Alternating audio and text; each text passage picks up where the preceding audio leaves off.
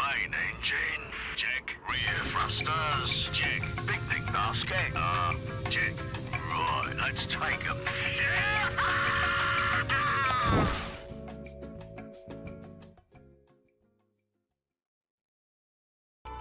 Hello anyone here watching now or later, Hillyan here along with Here. And yeah, I decided to try something a bit different with the intro, though I did not expect it to start the game to start up a freaking trailer. That is so going to get copyrighted when this goes onto YouTube. But yeah, before I just had a pre-stream screen up and have the game start in the background behind that.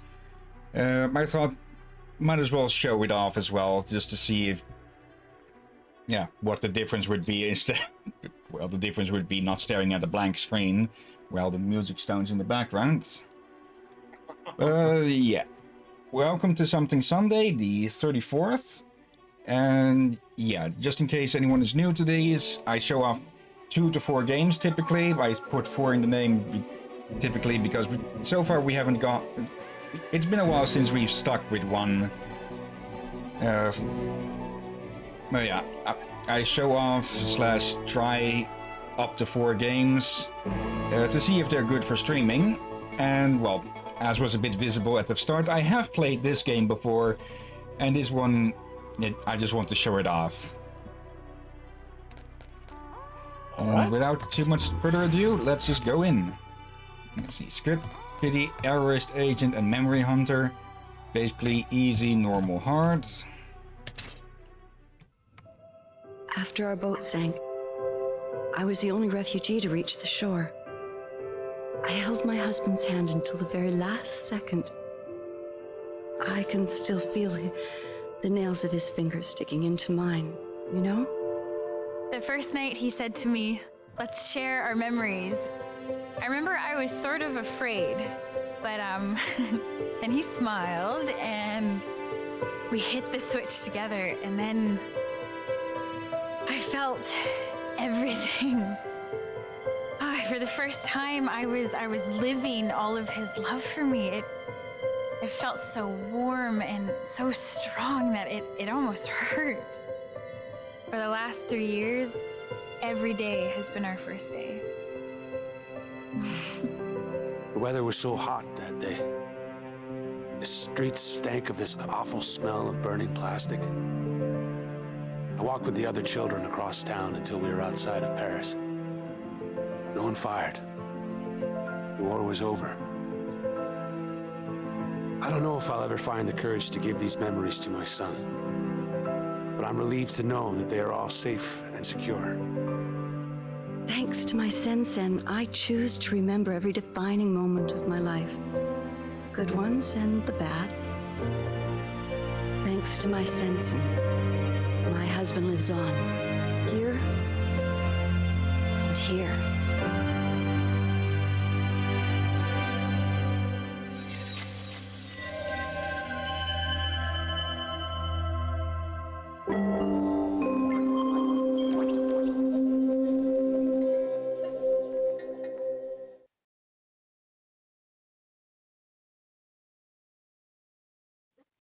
Hey.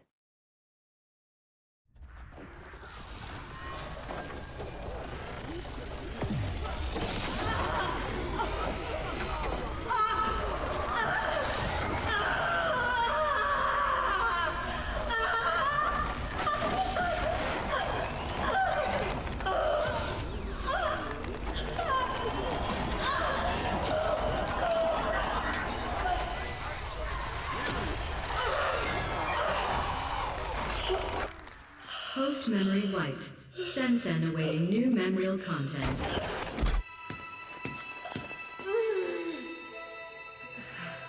Good day. Can you hear me? Yes. What is your name? Nilin. What year? What did you say? Nilin. Dan. Now that's a first. Not to worry. We'll scrape away those last memories. What year is it? I don't know. It's 2084. Do you know where you are? No. Not so resistant after all. Thank you for your cooperation.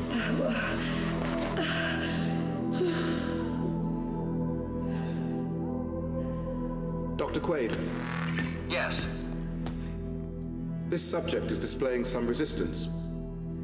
Complete the substitution protocols, then send her to me. I'll erase the last barriers myself. Yes, Doctor.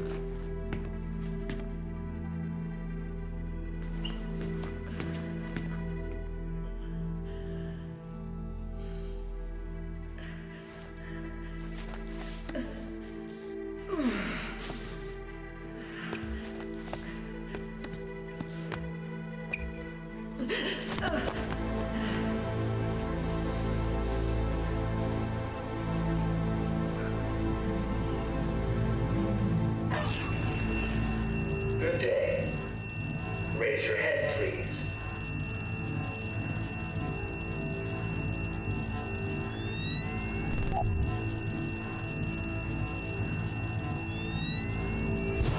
Thank you. Now stand up.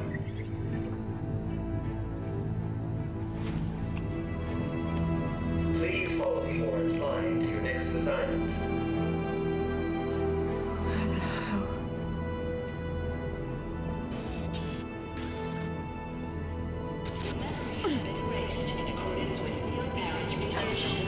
Move forward. You are safe. You have nothing to fear.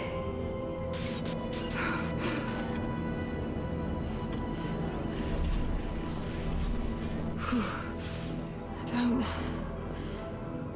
remember.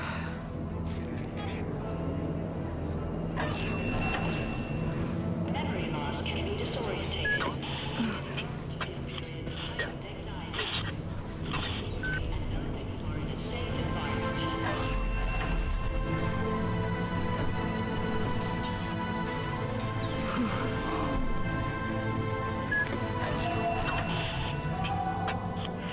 This is all wrong.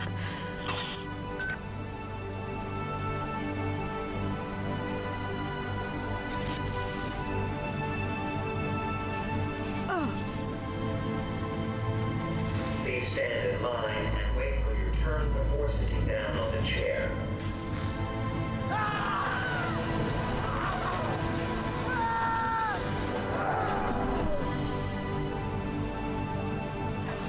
Move forward.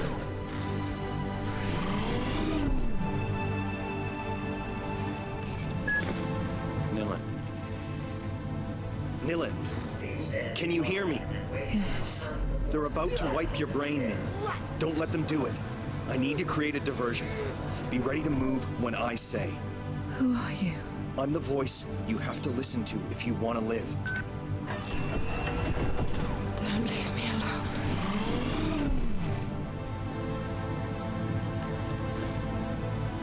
Please stand in line and wait for your turn before sitting down on the chair.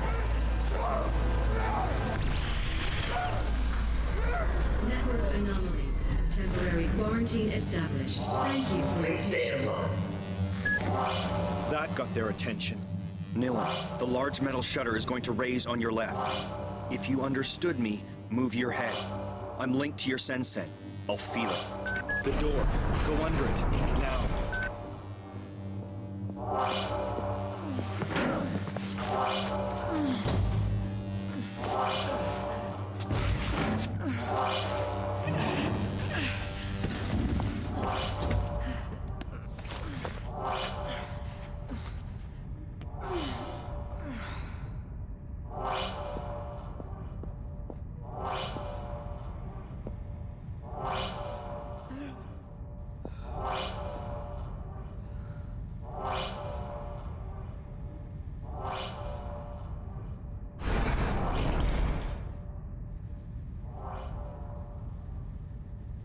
Quite the intro, no? Yeah, and surprise, it's Capcom as well.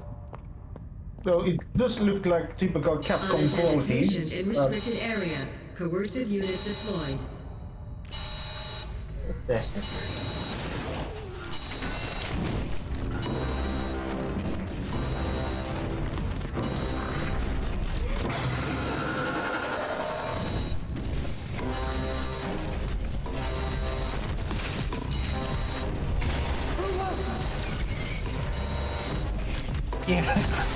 Quite the start still, huh?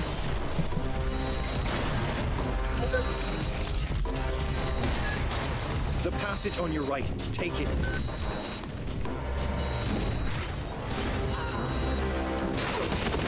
What the heck?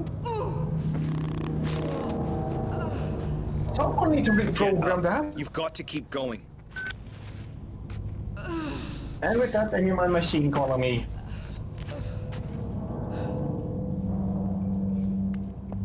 Yeah. While he's away, in case I forgot to say it, this is Remember Me.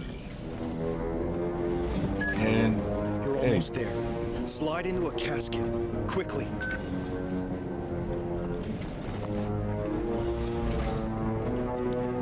yeah, this game reminds me a lot of another game I really like.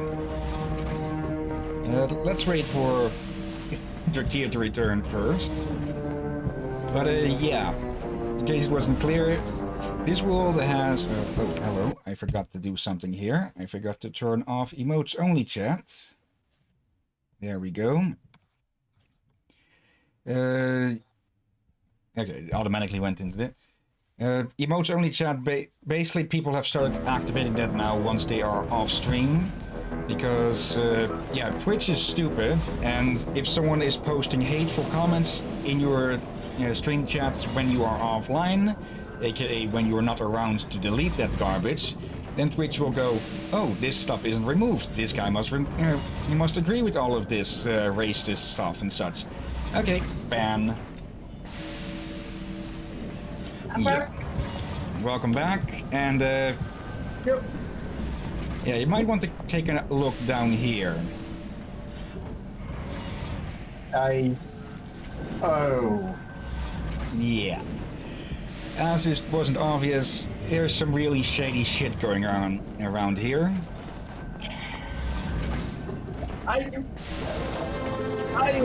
This is definitely going to be a thing I feel often nervous about for Here's the good thing. Handling the big memories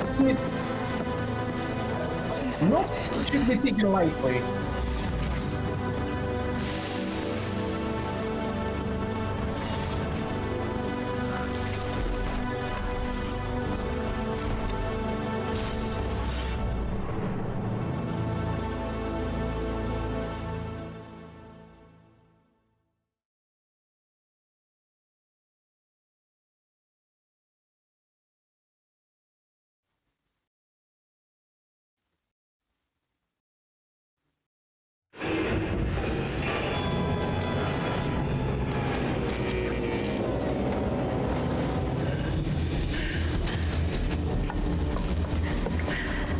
Nilin, are you okay?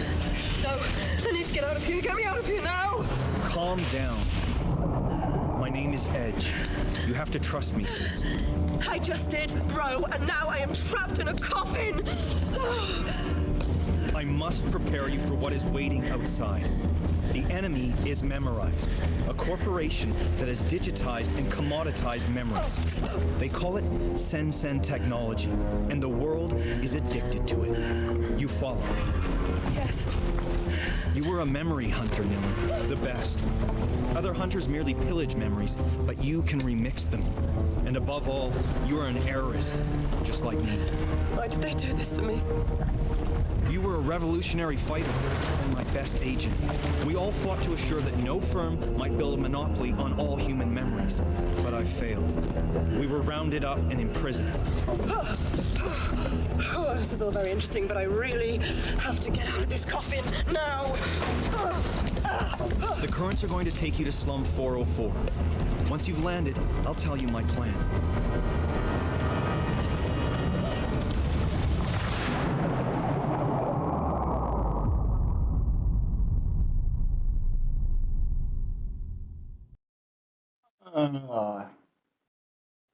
Monopolize memory. Okay, that's just sickening to me.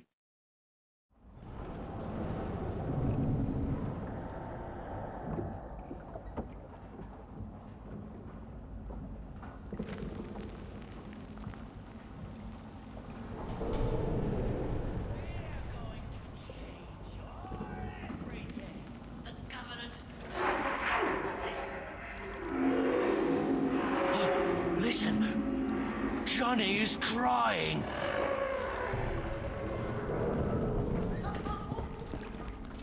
What the heck?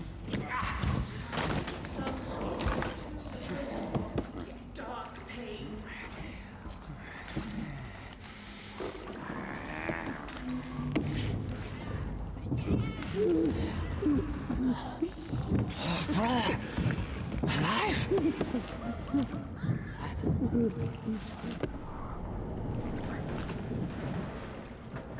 Mine first thief. Mine first thief. Look. I knew us. Oh, pain is shared now. Feelings lost now. I knew us.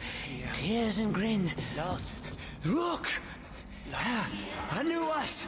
Pain is shared now. Dark fear is lost now. Been searching a long time now. Fear. Fear. Lost. Lost.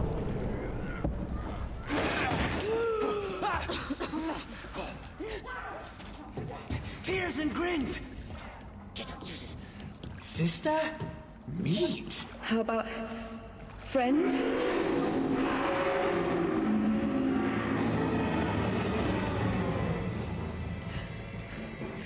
I'm not part of your tribe. Is that it? And intro to the combat. I don't want to fight you. You're gonna have to, Nilin. These guys will kill you. Use your presence. Let's see. Combo lab. And as you progress, you unlock your forgotten fighting moves called presence. The combos on the left can be customized with the unlocked presence on the right. Important, the first slot in your combo cannot become nice. Customize. Input sequence of a combo is predetermined and immutable. Power Presence deal extra damage using to strike hard. Make a 3-hit combo with the 2 Power Presence Nilin Kaz Rambert. Select the present with up down at the top. Let's see. That one.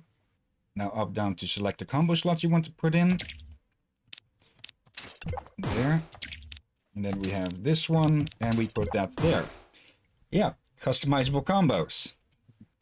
Okay. Nice. 1, 2. Dynamic combo display at the bottom of the screen provides real-time button press feedback on the combo you are performing. Basically, it shows what you are doing. And yeah, the reason I want to show off this game and eventually stream it is because I think this game is very underappreciated. Oh.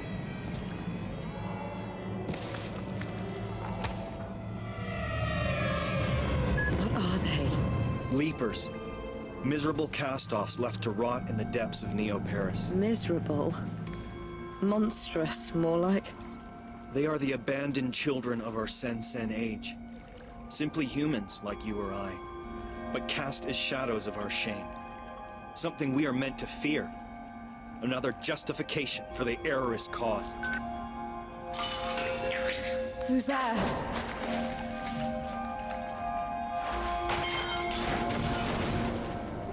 And there's our wares. Bloody heck. But Yeah. not many games have let you do customizable combo. The first one I know that ever did it, to my knowledge at least, is Sacred. And that's an old game. Yeah. Though it wasn't a combo in this manner, more like a combo combat art. Okay, That you did it you on need to get out of overview. here. Go find Headache Tommy. I told him you were back in the game. Who? He runs a bar at the top of Slum 404. Start by climbing out of this dump, and I'll give you directions as and when. Headache Tommy. Yeah. Well,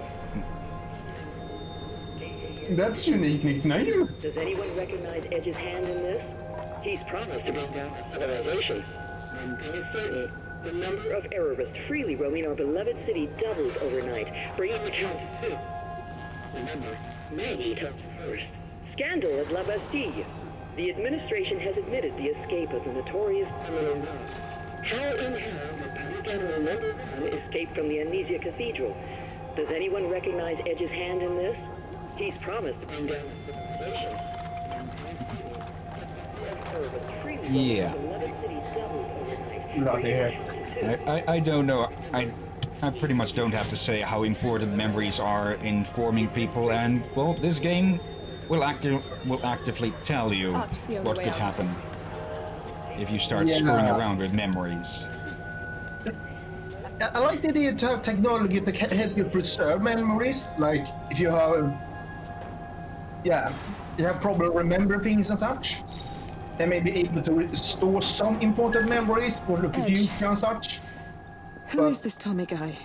Tommy was your closest friend, a former memory hunter who's still faithful to our cause. His bar is in a cargo hull over the canal locks in Slum 404, the Leaking Brain. You can't miss it. Yeah, leaking brain. This game will be filled with brain and memory talk and references. And hello there. Yeah. But as I was saying, but when you do like that you're doing here, monopolizing it for money and such, you're basically doing something I would like to call unholy.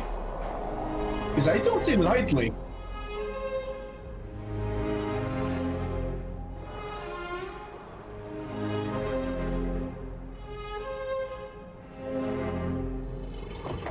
Food served all day at the Leaky Brain. Today's specials: crunchy crab cake a la Tommy and sewer shrimps in slum sauce. I don't think I even want to know what slum sauce is. These things are everywhere. when they are in France, they probably found out something new there, or they... Again, humans are in general... Olga Settlement, from hail and sleet like a dread bird of prey. No doubt the infamous bounty hunter. But anyway, humans are good at adapting new types of food when required and forced into it. Yeah. And a part of me will guess that it involves snails, because Paris. Yeah, they had a problem there where the nobility and the peasantry were so divided that they ended up being forced to eat snails, and they did quite good work with finding out how to make them edible. Just butter, garlic, and cooking them, and it's edible.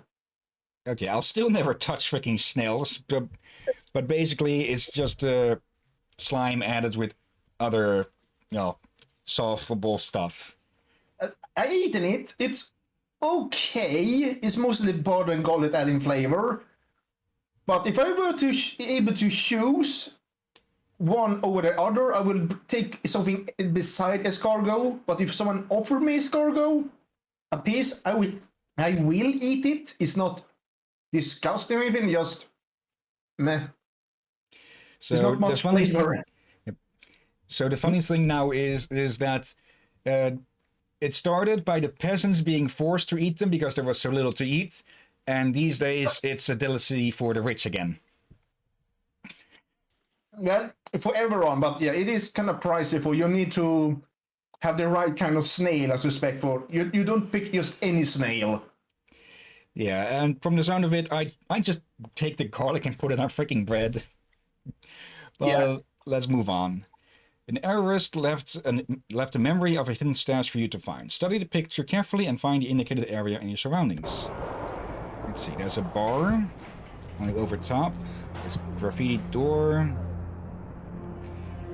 Yeah, that's a bit of treasure hunting, and yeah, that totally isn't creepy. But I don't think Sweden ever needed to eat snails for. Well, I don't think we have many edible species. We do have a huge slugs, but I'm pretty sure they are very inedible to humans. What the heck? And yeah, just an example, and apparently Beanie is going online. Just because he sees what I'm playing, he jabs me with, "Yes, I remember you." I'm just going to reply to him for a second. There.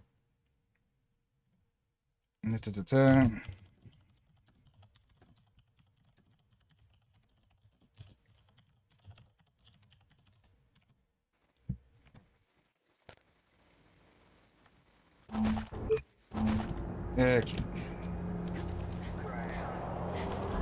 Let's see, for my back jump. There we go. In basic. He's asking for more. Let's see. Cyberpunk.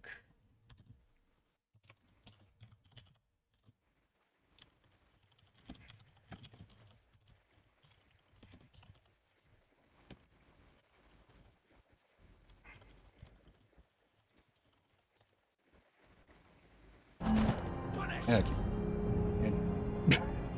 Okay, I thought we had to drop down from there, but no. Okay, at least this game is generous with its checkpoints. These things are everywhere. Defeated child. And yeah, these people are the kind of zombies you can't help but pity. Yeah, what happened to that? They look a bit malformed.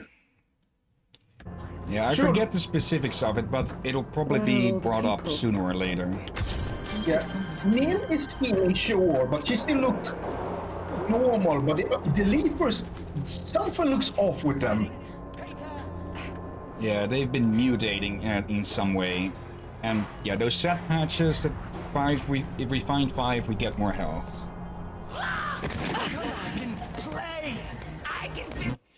Danger low on health, tap the Enter-Sensen, Combo Lab, and now we can add healing to our combos. 5-hit combo unlocked. New type of present, regen. Okay, then we have these two. And we can only slot in a specific amount of these. Looks of it. The further a present is placed in the combo, the bigger the effect. Okay. Can we put this one at the end then? Present also renewed. Yep. Then can we fill that in? Okay, we can only have them in one of each. We could also have... Okay. Okay, it seems we can't slot them into everything. Or into every specific spot or something. Let's see. Okay, let's change this up a bit then. See how far in we can put these. And then we just keep these in the simple combo for offense. So yeah, now we can now we have a regening combo. Okay. And yeah, we start that one off. Wait. Yeah, I can see something here now. Well, yeah, Nim is skinny, while these ones look malnourished. Okay, something's a bit off.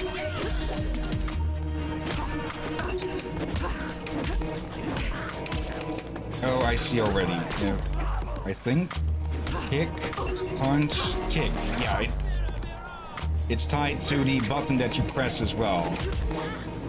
Like, one of the fists are the sprig attacks. The feet are, well, the heavy kick attacks. So kick, punch, kick, kick, punch, kick. Okay, that one. Kick, punch, kick, and we heal.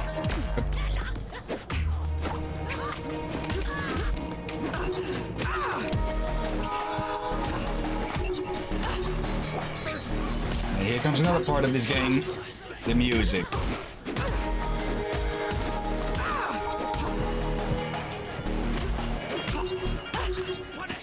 Don't think so. And now let's just finish these guys off.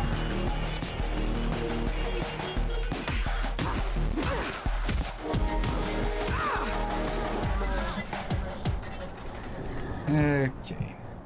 That's that. Now where do we continue? Over here. These little markers are useful for just getting around. We are at the 30 minutes. So let's drop down. Let's see, what will be up ahead? I think once we reach the bar, it'll go in a bit of a long cutscene. And yeah, as like before, we can use these stations to heal up if we need it.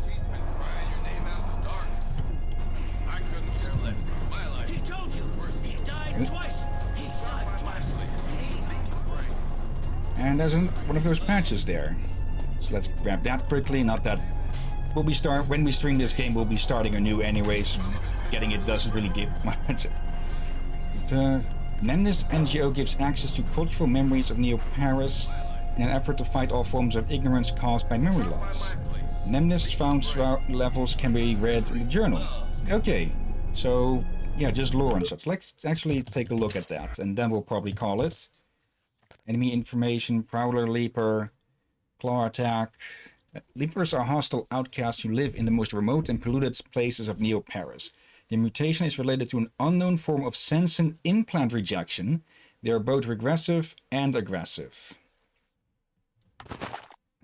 So it's like a limb rejection or such, but it's from a transplant when, yeah, the body for some reason just rejects it, even if it should be compatible.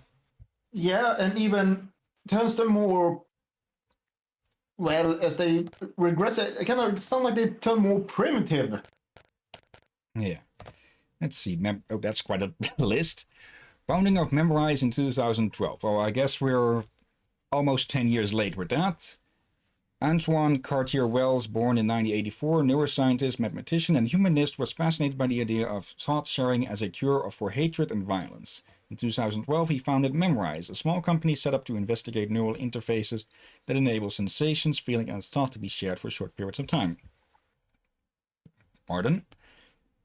In the early part of the 21st century, his research resulted in direct neural interfaces, DNI, and brain-computer interfaces, BCI. He theorized that the synthesis of these sciences would enable a direct exchange between a brain and a machine, computer, electronic, or robot prosthesis.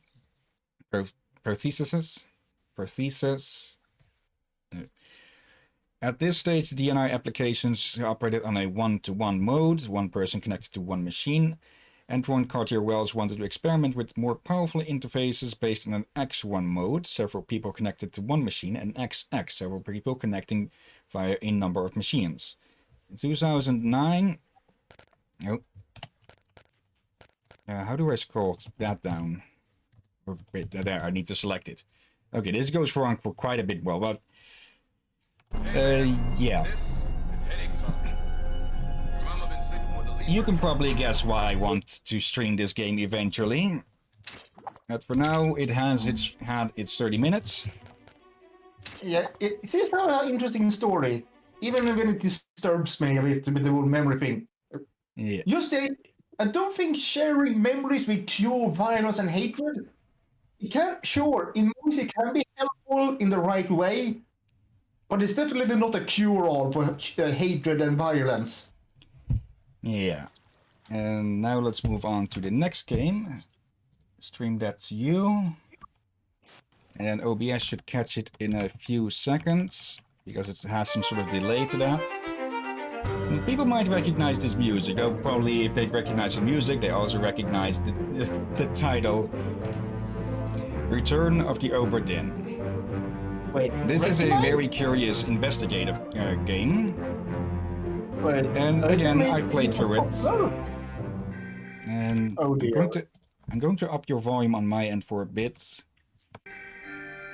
Oh, I was turned away from the mic a bit. Okay. But yeah, I don't think this game will be main week streamable.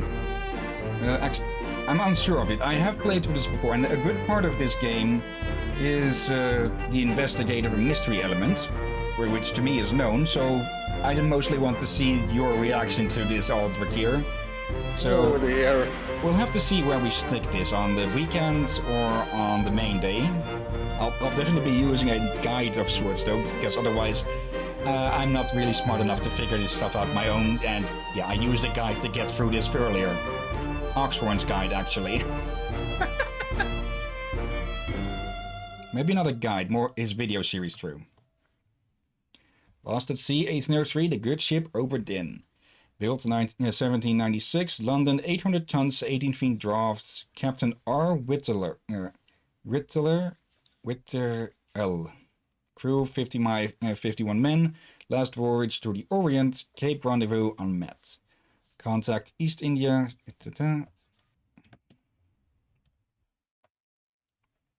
Honorable East India Company. Attention Chief Inspector, Insurance and Claims London office. The Obra Dinn has returned dispatch to Falmouth immediately and prepare for a full assessment. Company man woke me up. Said you'd need ferry to the Obra Dinn. Not many eager for that job. Seems a bit late if you ask. I didn't. What's in the box? I don't know. I'll hoist it up in a few minutes. Hey! How? Carefully.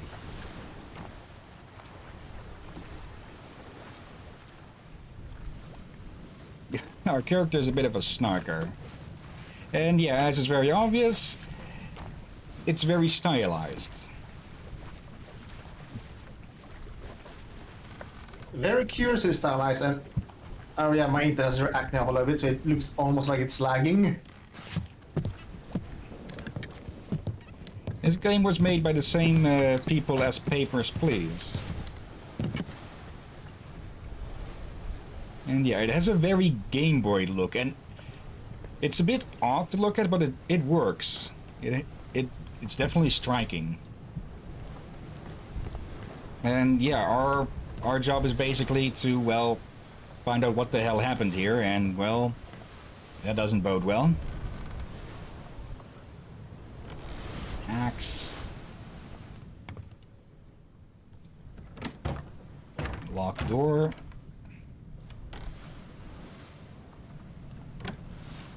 This one isn't. Let's see. There isn't too many things that we can interact with. A lot of this game will depend on observation and deduction. Oi! It's too heavy! And our ferryman is complaining already. Well, even more.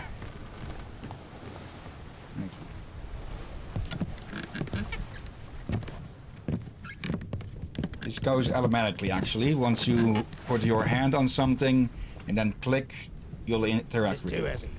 Take it yourself or open it here. Yeah. And we have a book.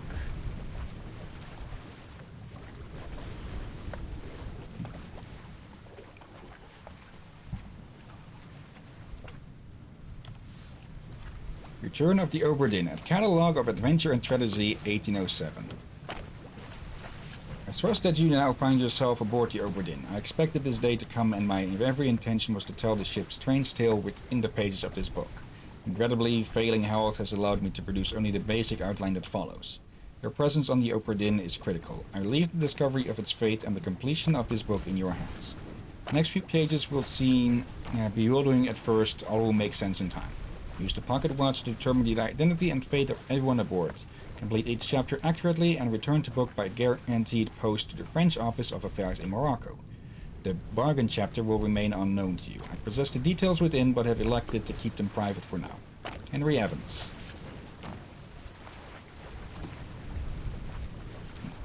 Here we have just the contents, the journey, the ship, crew, life at sea, a sketch, glossary of everything, and the back cover. And then we have the chapters over here: Loose Cargo, Bitter Cold, Murder, Calling, Unholy Captives, Soldiers of the Sea, The Doom, Bargain, Escape, and the End. Yeah, here we have a deck plans, the Atlantic A. Okay, the routes that they took. Okay. It is quite a distance. Okay. Skim through the entire book first. Okay. It'll sort of force you through stuff like this at times to make sure that you understand it all. There you go. Life at sea, the list of the crew there. Sketch. Loose Cargo. Which is... all of this is blank. Yeah, if we hold down the D key, we'll just skip through it. This chapter will remain unknown until you leave the ship and return the book to me, H.E.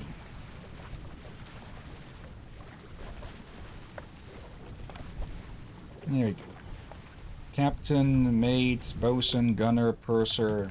Basically what each of these positions are. Let's see. And here's the compass, or the, not compass, the pocket watch. Memento mortem. Remember death. And now you're obviously wondering how the hell is a pocket watch going to help us, especially a pocket watch with a freaking skull on it. But you'll see in about a minute. Actually, probably more some seconds. Because, well, we have something, or, well, someone here. As you can see, we can interact.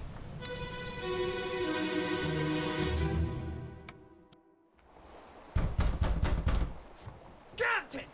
Open the door! Kick it in. Ah! Lest we break it down and take more than those shells!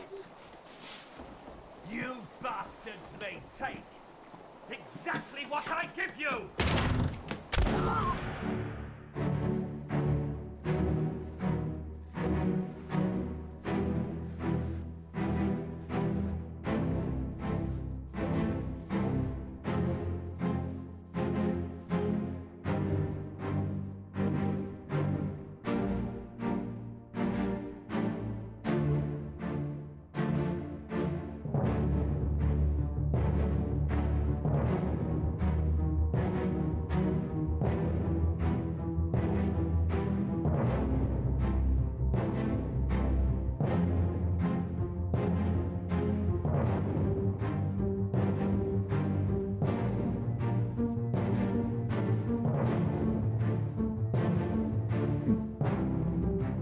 Okay, I think this might be... Oh, hello there.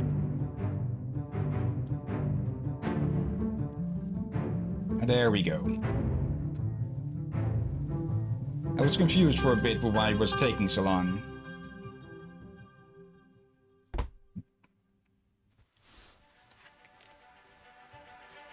And we skip forward to the end.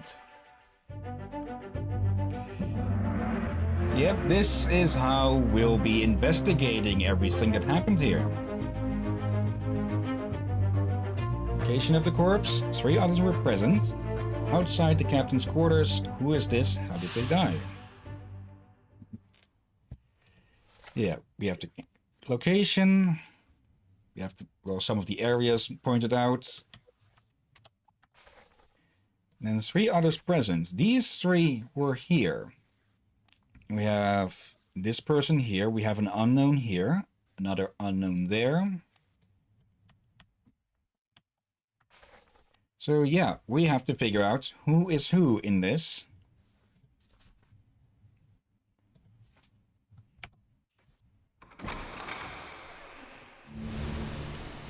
And now we can stay in here to keep an eye around. And yeah, we can exit through this door that was visible here before. This person over here we can identify because they called him the captain. So he is more than likely the freaking captain. Yeah. Okay. And he has the most fanciest hat, so he is likely the captain. This person's face is no longer blurred, which means that they can now be identified. Use the book and the pocket watch to gather enough information to deduce their identity. Revisit memories on the ship using the pocket watch to study relationships, appearances, and activities. Use the book maps, crew manifest, and artist sketches, pages 2 to 4, along with the individual conversation logs to find clues about this person. There were 60 people on the ship when it left England. Determining everyone's identity and fate will not be easy. Divisive information is rare. You will have to make assumptions using partial information. Some identities can only be revealed through a process of elimination. Good luck. And yeah, this is the captain. These 2 we can't identify yet. So yeah, we have... Though this guy has a jacket on. And then we have someone here who is obscured from us. Let's see here. We have Knife Man, Dagger Man, Axe Man, and Runner. Yeah. Also known as Baldy. And now... Yeah? As, no, we shall not play Baldy as a basic. Yes, no. We can't identify anyone else, so we'll have to take our leave. And now, the door's open. Solving stuff like this will somehow cause places to open up, so we can explore more and find more people to identify. Wait. The one you just walked past had a hat. What's that? Basically then the one that was next to Axeman then? Let's see. Most likely, yes. And here... Is that his hat?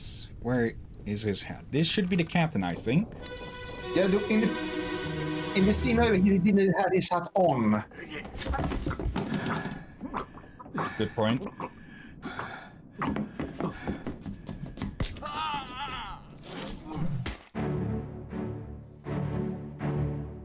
And no, it's not the freaking captain. It's someone who got clubbed in the freaking head.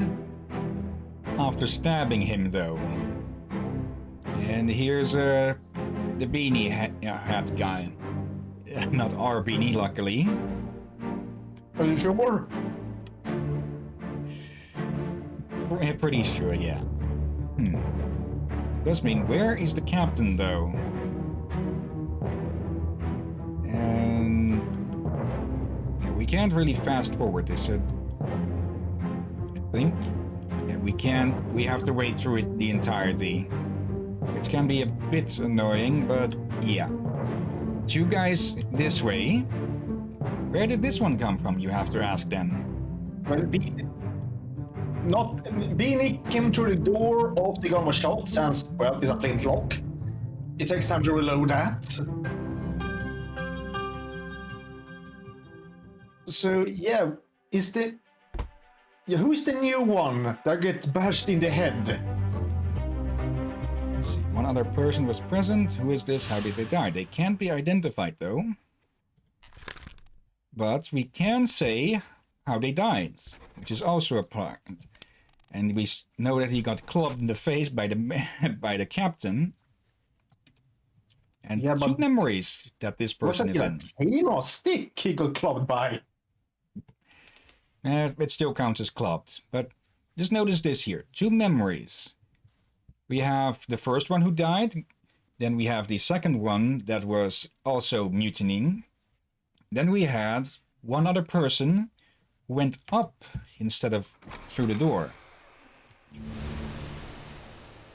So the question is, how did they get from there to here? If it's even same person, or wait, was it him that he was in both memories? Yeah, it said 2 memories that they were in. Wait, does it have a back stair? For it might have more than one entry into the office. This will reveal that. Where are they?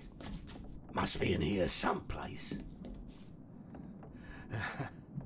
They're at the bottom of the sea.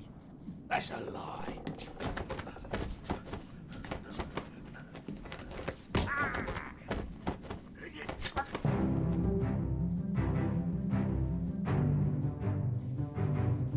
Yep, and the beanie one got his throat slit by the captain.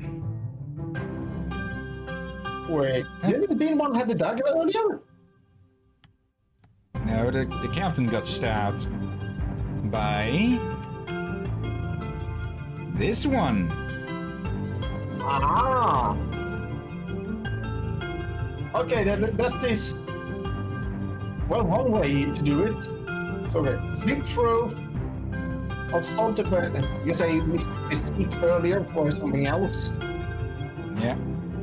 And I'd forgotten about this little thing that we can zoom in to basically identify someone on the artist sketch.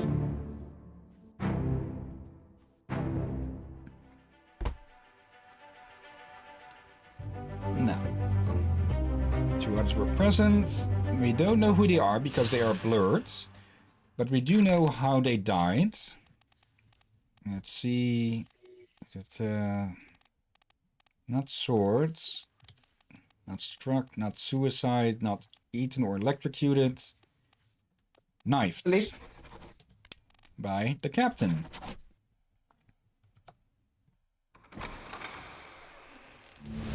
And that's the exit opening up. Though for a moment we have one more bit that we can identify here. This one was shot with a gun by the captain. And the captain himself, well, we haven't found his corpse yet, so we can't identify, well, we can't assign how and by whom he died. But here he is. I saw something next to you. Alright. Abigail, your brother, my friend. I shot him dead. I'll be with you soon, my love. Please forgive me for everything.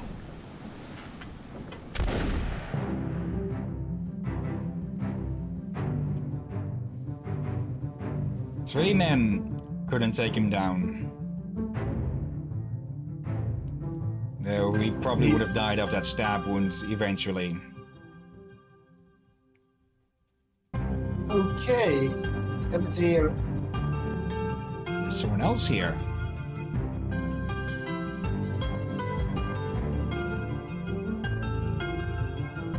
Is she dead or what? That person should have heard everything. Yeah. Though...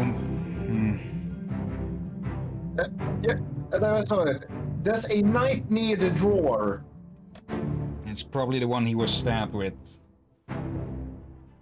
Let's take a look. Location, no one else present, and the captain. We know his name, we know his fate. Suicide by gun. This may or may not be correct.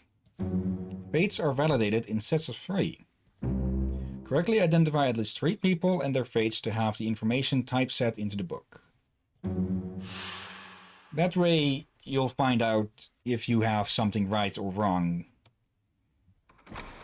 But we have one person that we know, or 2 unidentified, though the captain did give a big hint as to one of their identities. So let's head out and do a bit of sleuthing.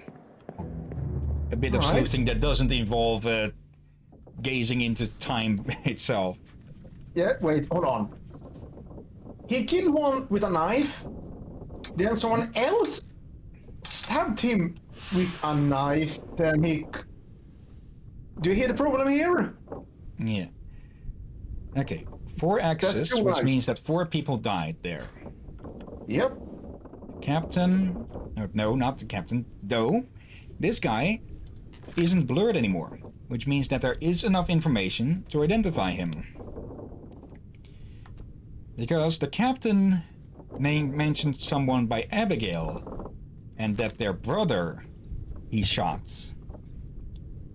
So, actually we can double check that over here. 4 people died in this chapter.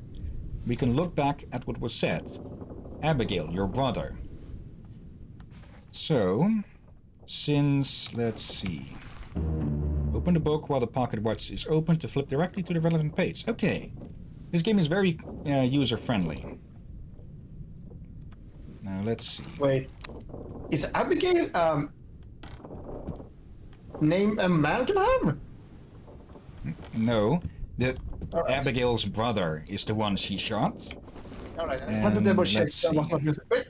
Aha! That's on the floor. There are 2 knives on the floor. Okay, quickly do the start. We have the crew here, and we have a passenger log. We have the captain. We have Wilhelm here. Let's see. Abigail. Abigail Hoscott Whittle. We know that she has...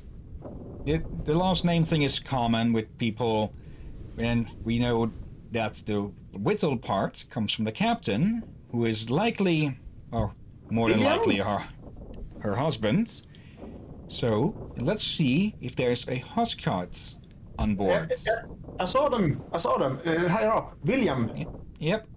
So, well, that and the fact that he has not this one. Where's that picture? We saw it earlier. Sketches of life.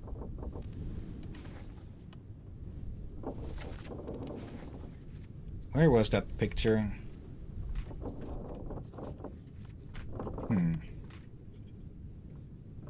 Okay, where did that thing go? But yeah, on the crew picture you could also see that someone was there in a very, well, in a second fancy outfit. So this guy is William Hoscott. And we still don't know the identity of these 2 here. Yeah. But it's an easy guess who this is.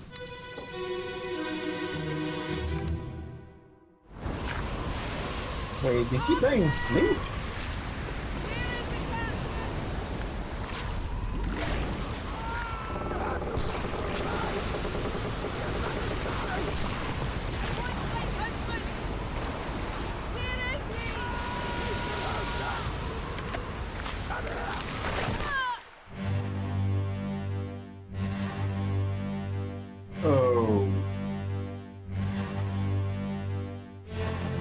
What?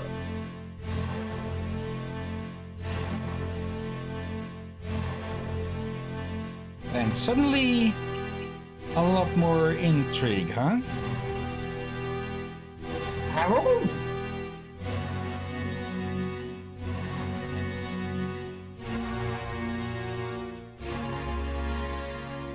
Here we have Martin, I think. And here is Abigail. I think it speaks for itself so far, but this compass shows the moment of death of whoever's body we use it on. And yeah. Very clearly, something went wrong bad.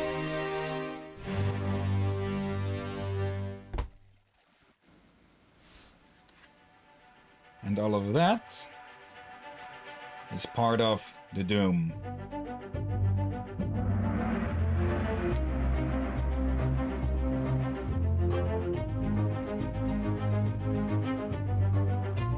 Rose was moved post-mortem, 10 others were present, and, well, we know who that is.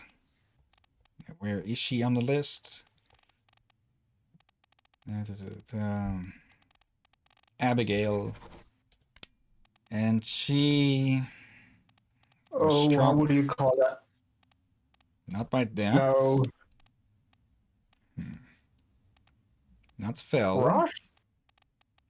Crushed is probably... rigging, probably. And... 3 fates correct. A bit of a guess. William Hoskett shot by the captain, and the captain shot himself. 1, 2, 3.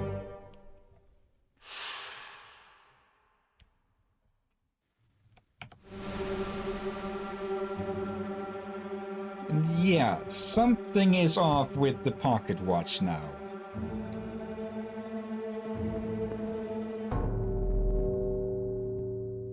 Because someone else died here.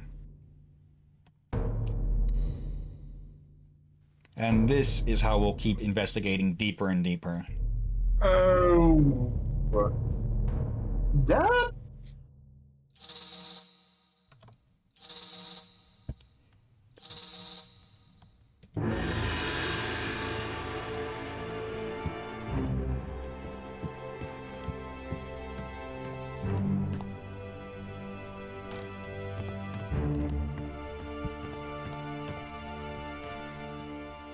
And now it reveals, well, next body. Even though the body isn't here anymore, it was here. So we can still use the watch.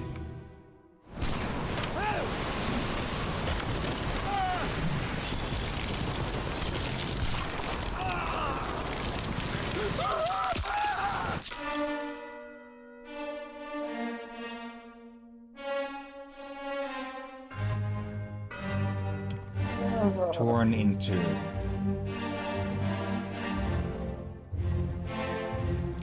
I told you to play nice, Harold. Have someone getting thrown a gun here? Is that a blunderbuss? And it's a rifle of some sort. We have someone chucking freaking spears at there. And there's also people out there in a rowboat. Or, well, they were in a rowboat. That would have been flung along with it. And someone here already armed as well. Okay, looks like a rifle, not a blunderbuss. I saw The blunderbuss typical oriented instantly. Oh? The typical blunderbuss, from what I know, has more of a trumpet-like face. Yeah, And not this all person... of them. Not all of them, but many do. Yes. And Or at again, we least have a someone bit who of is faded in, so we can identify this person. And well, they are very obviously very obvious. We know how they were killed. Let's see. Torn apart. Are those Celtic? By a beast. Now this one is the first one where you have to sort of guess, I believe. Though you could also think a bit by looking through here. Let's see. Yes, if I remember correctly, this person is... Well, appears... hello, is an unknown topman. The tattoos makes me think... Scott? I think it's Maui, like Hawaii and such. These are Chinese names. Let's see. There's a Swede. Hmm.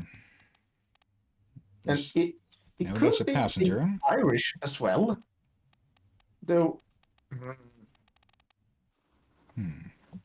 And as you can see, some of the names have been removed since we identified them correctly. Yeah, so they did shout Martin, but we have no idea if Martin was the one that got torn apart. Yeah, there was shouted to someone, that was in the previous one. Abigail shouted that to someone, which is probably the person who was across from her. But now, if I remember correctly, this person should be identifiable by their name being different than the other ones. Italy?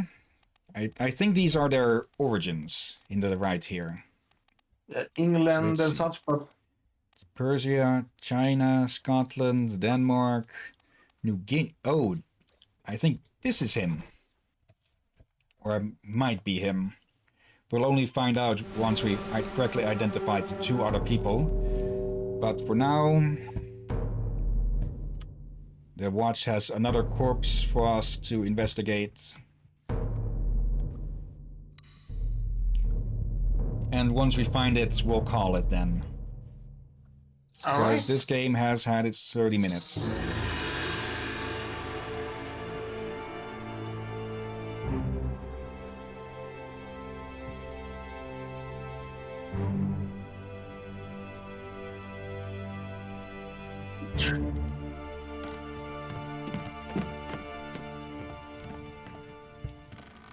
Yeah. Again, I think you can see why I wanted to showcase this game. Yeah, it's very interesting. But, yeah, like it said, it has used up its time. So, let's move on to the third game. Obra Dinn. I feel like I heard Obra Dinn from somewhere before.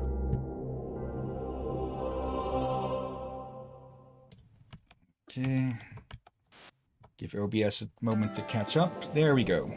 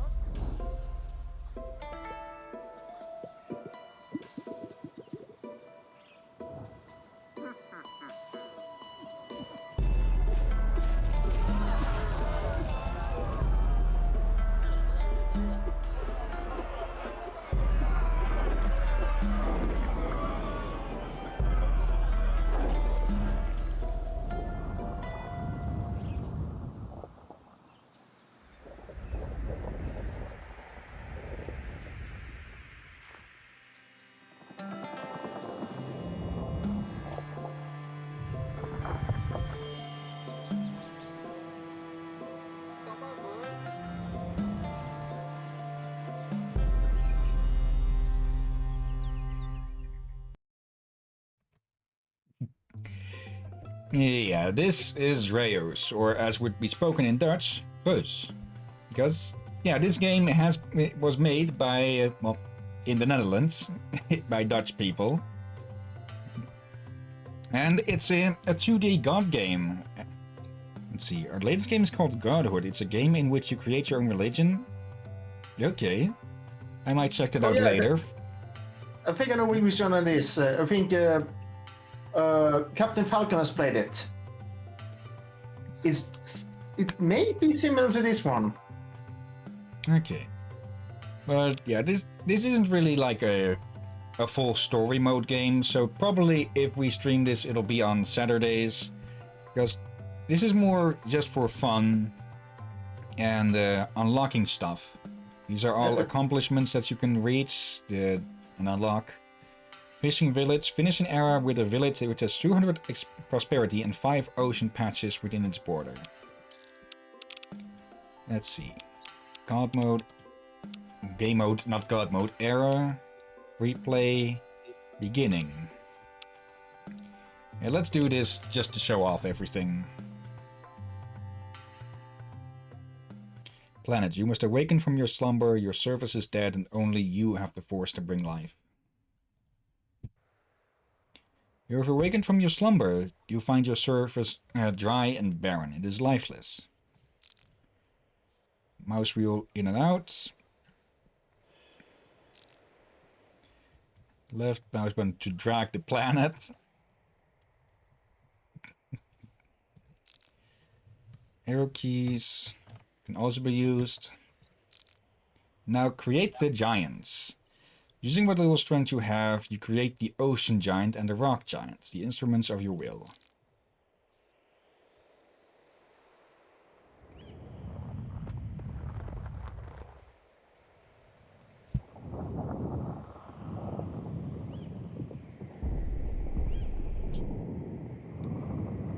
Use your giants. Your goal is to have life roam your surface eternally. And to start, you will turn this dry wasteland into a paradise.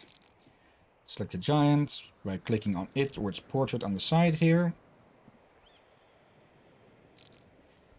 Right mouse button to move them. That. Each of these little slots is considered a patch. It does take them a bit of time to move to and fro though. Let's see. Move the rock. Okay, move them towards each other. And there we go.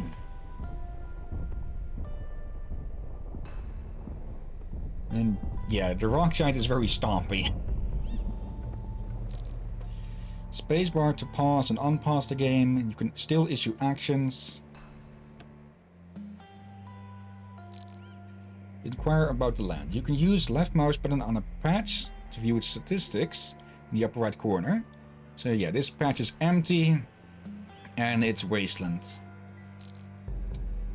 Let's see, dry wasteland cannot sustain any life and must be terraformed in order to become habitable. Use the ocean giant to create an ocean. To create ocean ability, which is here. And that'll turn all of those patches into ocean.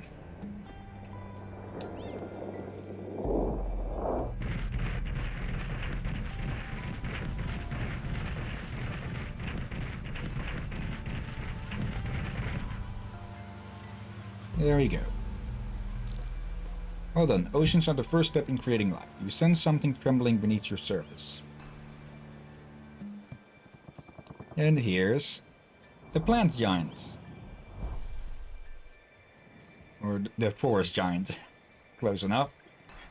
You can also double tap on a giant's portrait to zoom in. Now, forest giant. Its power, the forest giant flows with life. Its powers will allow it to create lush forests. We can create it next to the ocean. Someone wants to visit. Is it small and floppy? Yeah. And there goes Ink, and immediately she jumps onto the bed. Yeah, that's why I leave my blankets piled up in a bunch at the foot of my bed lately, because Ink likes to sleep there. And last time I forgot to check on her after the stream ended, but she last time she was here, she was still there. Just she slept still for 3 more hours there. Yeah, the forest now. You can see these little water droplets. That means that that area has access to water, which means that life can grow in it.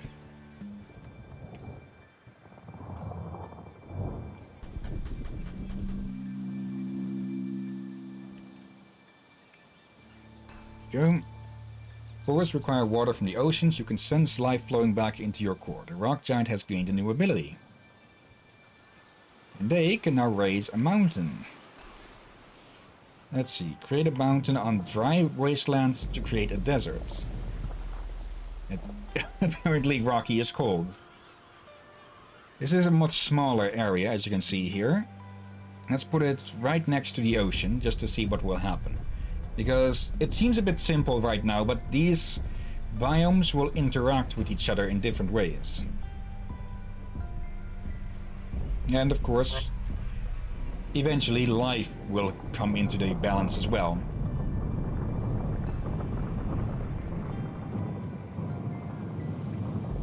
There we go. Now we have a mountain and desert as well. Don't ask me why that sprung up because we raised up a mountain, but it does. Mountains can also cancel out oceans. Use all your patches to cover at least half of your patches in habitable land. So yeah, let's move on. Let's see, create forests. There isn't any water over here, so we can't actually make a forest there yet, but with that we should be able to see how far we would need to place a next ocean. Actually, 1, 2... Let's see what this does first. If it does anything at all. It does nothing, because there's no water. Let's see. 1, 2, 3, 4, 5, 6. 1, 2, 3, 4, 5, 6. Okay. And then you... Let's raise up another mountain over there.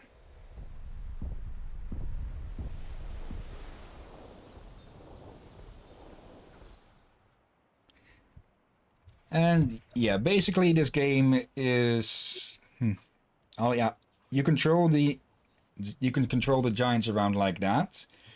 And the end goal is to just keep the planet, well, the planet's surface alive with, well, life. And for that to happen, you'll just have to keep experimenting again and again and again until it works.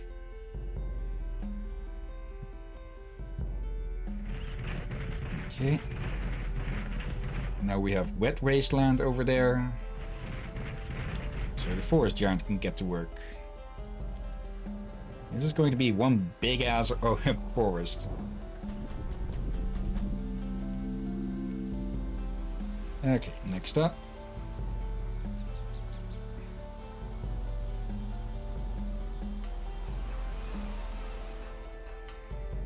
Still a bunch of wasteland and desert where nothing is actually living.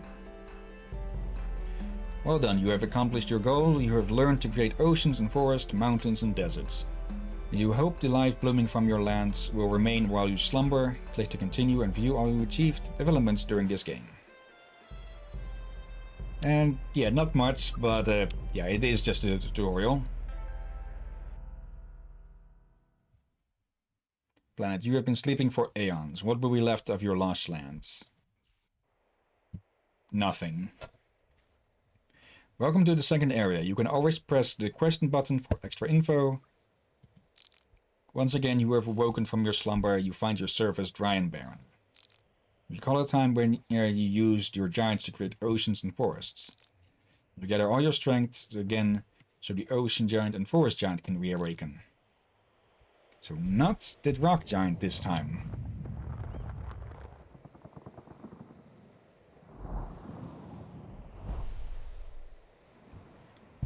You sense a faint spark of life somewhere deep below. Is it asking for a surface to live on? Use the forest giant and ocean giant to raise a forest of at least 10 patches. Okay. So you start digging. And then you can start growing from there.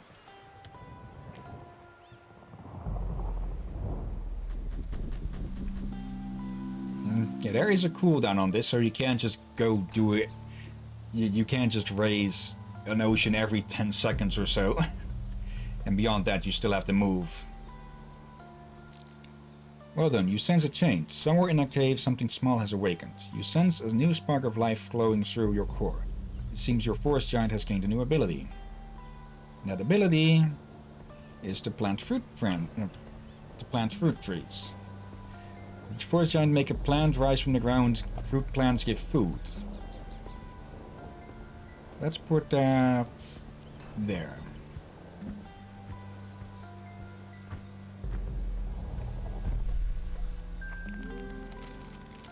And now it's a grove that gives 10 food if next to an apple tree, dandelion, or strawberry. Yeah, things will start interacting a lot. And what have we here now? As soon as the humans settle, all their thoughts and feelings flow back into you. It would be wise to learn as much from these humans as you can. Click on a village to see the village borders. Each end of the village border is marked by a bunker or bayou. Bunker and a bunker there as well. They are not claiming the sea. Placing plants, animals, or minerals within the village borders will generate resources villagers want to grow using food, wealth, and technology provided by you. You can tap control to cycle through additional information about what the patches are currently producing. So here we have 3... What are the stats? This provides 5 food to them. And they require 3 of... Well, they have 3 of 5, I'm guessing. They are happy and they're... I don't know what these mean just yet. They have an offensive capability of 3. That will come... Well, you saw the intro. They might go after the giants. Blueberry is providing 5 foods to the maximum... So the maximum food the villagers can use is 5. The village's resources can be viewed by selecting the village and viewing the village panel in the upper right corner. Alternatively, you can tap control to see the numbers below the village. Yeah, 4 out of 5 food they have. They have 25 out of 25 people, I'm guessing. Yeah, 4 prosperity. They are not greedy at the moment. They aren't at war. They have a combat capability and defensive capability of 4 each. And each awe allows the village to grow a bit faster without increasing greed. If the difference between a resource and the resource is in use is smaller than 20 plus awe, the village will not get greedy. And they are... Yeah, there is no threat to the village. You can see how much food is being used, the number below the slash, and how much food there is available within the borders. Okay, so they require 5 food now, because of course as humans they are breeding and multiplying. Place some fruit trees within the borders and see how it affects the village. Okay, let's put 1 there.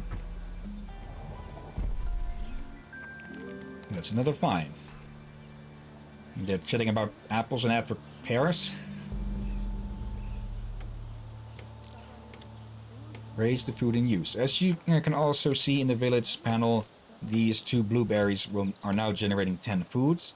This will eventually lead to 10 food being put in use. You can always speed things up by adding extra resources. The bigger the difference in between the resource in use and the food in borders, the faster the food in use will grow. See if you can raise the food in use above 11 using the plant fruit ability. Okay, let's put 1 there. We can't put it there because the border of the village, well, the village outskirts itself are there. So we can't plant them because they've flattened it. They've emptied the place out. And we can't actually plant down another... Actually, that was raised forest, not plant fruit tree, because that's when I countdown now and cooldown now. So yeah, thoughts on it so far? It's kind of interesting. There we go, it's ready again. So I can see it can probably turn very complicated quickly. Yeah. So now we have access to 20 food.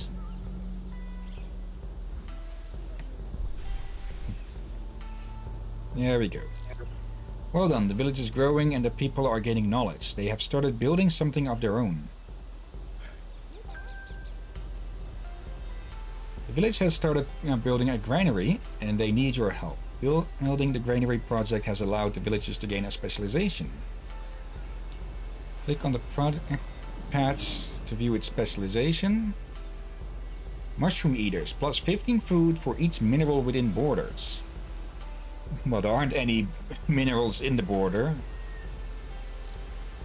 This specialization requires minerals to provide its boost. Your giants lack the skill to create those minerals. Completing the project could help remedy this. Above the specialization tab, you can see the project's objectives, which is to get 20 food in use. The project requires a large amount of food in use to be completed. This will be no easy task. Luckily, it seems the ocean giant has now grown stronger and gained a new ability. Use the ocean giant's domestic animals ability in the forest. Yeah, we can put down They aren't just completely limited to their own areas. So let's put that over there. Yeah, the giants can cross-interact with each other's territories.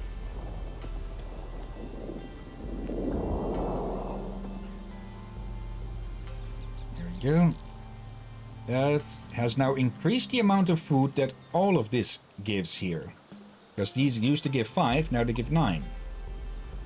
All animals have an area of effect. Click on the animals to view their range. There we go. That has now added 4 foods to eat all of these titles. Not tiles. They call them patches, but I think tiles may be a better motion. And the granary is complete, and an ambassador wants to join you. Symbiosis. Click on the patch of chickens to view their statistics in the upper right corner. In the patch panel, you notice the symbiosis listed. Free range. Plus 3 food if a blueberry is within animal range. And here we have plus okay. Here we have the range. Yeah, range is how far out it affects to the sides, which is 2. So there are chickens in all of those areas. You can see them walking over there as well. But only this patch specifically is used up. And it's sort of like a card game of sorts. You need to build up a deck and strategically place it around. It's not really building up a deck, it's more just placing your cards in the right places. Yeah. Placing chickens near blueberries will create symbiosis for the chickens and allow them to generate much more food.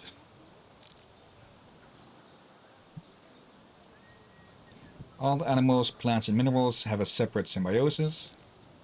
See if you can use the symbiosis of the chickens to easily complete the project. Replacing a few blueberries with chickens should provide you more food. Well, we already reached it, so it's done.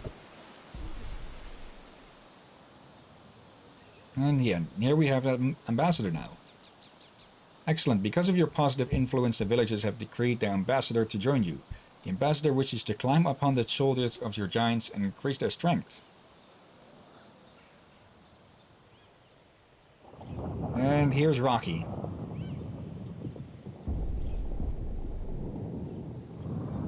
The rock giant has awoken, but is in need of a new ability. Select the rock giant and bring them over here to pick up the ambassador.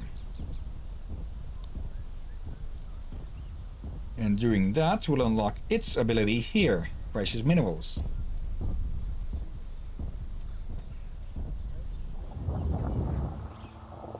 And now he has the ambassador on its head.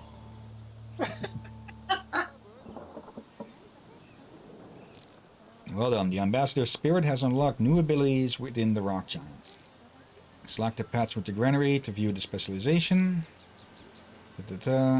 Specializations are an improved form of symbiosis. The specialization allows the ability to gather food from minerals placed by the rock giant. Already out of my water today, it seems.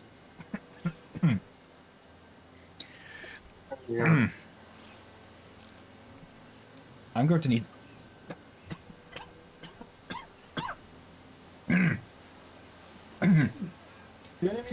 back with a club.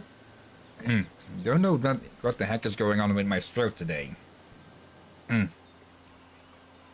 Okay, let's place some minerals. Let's put them down there. Be careful not to break any symbioses. So once we do that, this food available should skyrocket to 51.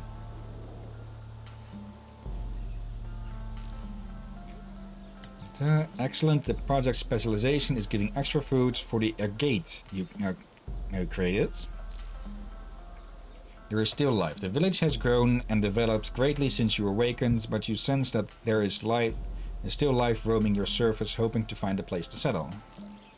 Raise a desert of 10 patches using the rock giant's raise mountain ability. Be sure to do this far away from any forest or ocean as possible, because they will override and fight each other. So let's put it on the complete opposite end of the planet. And wait for the giants to slowly move their way over there. Okay, why put it all the way over there? Because, well, you can take a guess where this is going. There are more humans roaming the planet looking for places to settle, and you can guess what people... You know what humans do when they encounter other humans.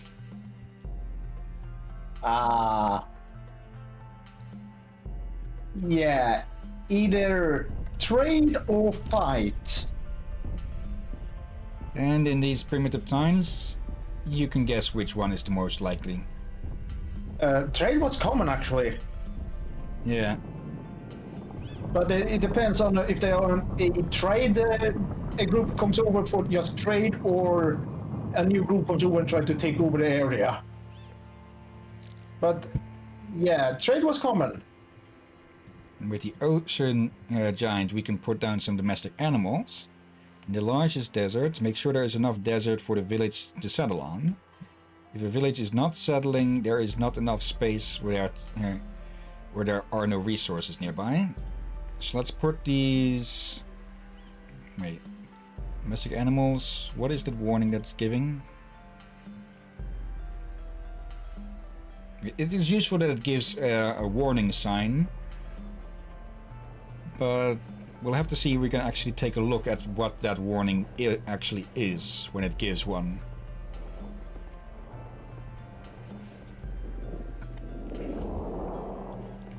Okay, there's some food, some kangaroo rats.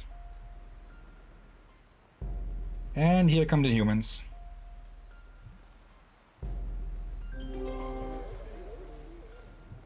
There you go, Fire Peak settled. Excellent, the new village has settled in the desert. You sense it will start a new project soon. Yeah, you can sort of control where they will build up their villages by putting the food somewhere where you want their border to be. Let's see. What is this? It's a shrine being built in this pious village. They want 10 wealth in use and 10 food in use. And once it's done, it'll give +5 food for each animal within the borders. Okay. And, activate when a project starts being built. So it works already before it's even done. Okay. Generates food for each animal. Kangaroo rats produce 1 food for each patch in their range, because they're only rats, so they're pretty small and not feeding that well. But it's already getting 5 extra from the shrine is already giving 5 extra just from them being there.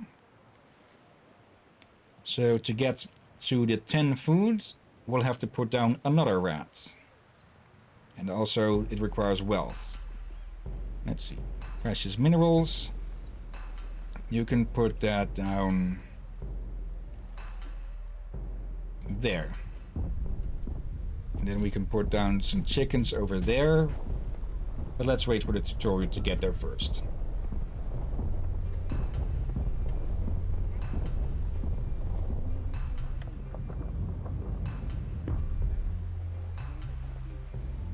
There we go.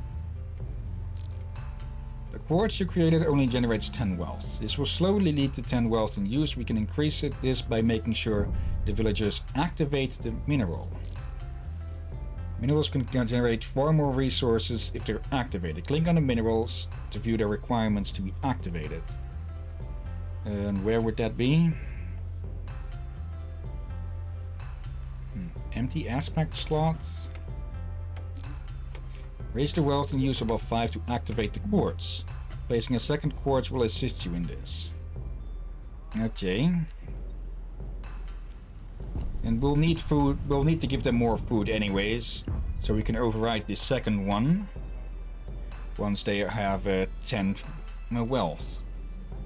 Oh, and their borders are expanding. Alright. Plus 8 wealth if next to another quartz. So they synergize with each other. Okay. Next, well done. Your quartzes are now activated. These quartzes will now have a symbiosis, which can give even more wealth. Let's continue improving this village until it's finished its project. So let's put down more kangaroo rats. And that should give enough. They have the wealth, and they have enough food to, well, they have access to enough food. So now it's just a moment of waiting for them to get that last one. And there we go. One shrine. Excellent, you have performed admirably. The humans have strengthened your core. You have learned about villages, resources, specializations, and symbioses.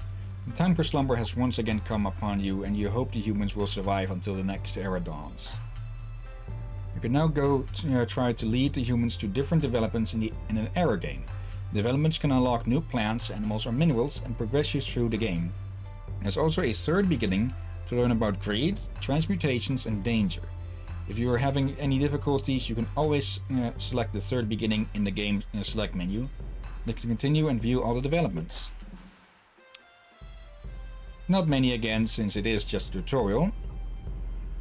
So let's go to the third and last one. The humans seemed promising, but did they survive your long slumber? Nope. Welcome to the third era.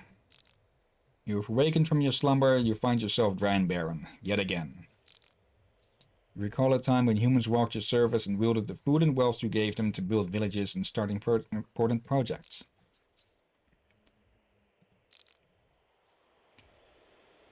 So yeah, awaken the giants once more. And this time it's the ocean.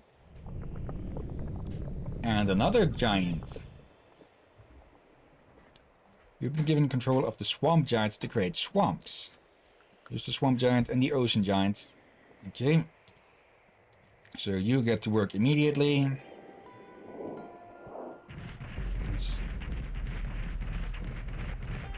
And then we want a swamp of 13 patches. So there.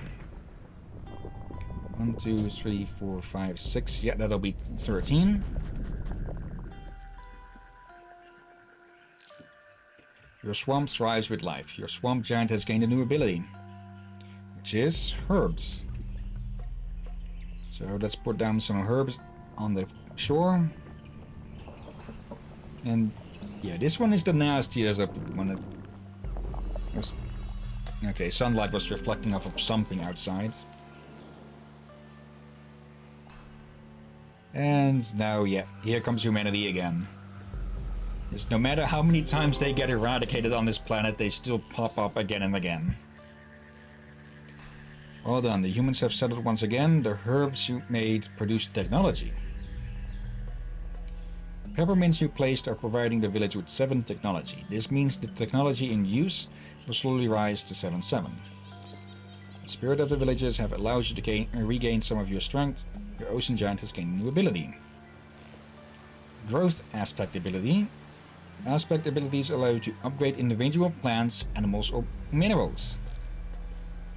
Yep, it goes even deeper.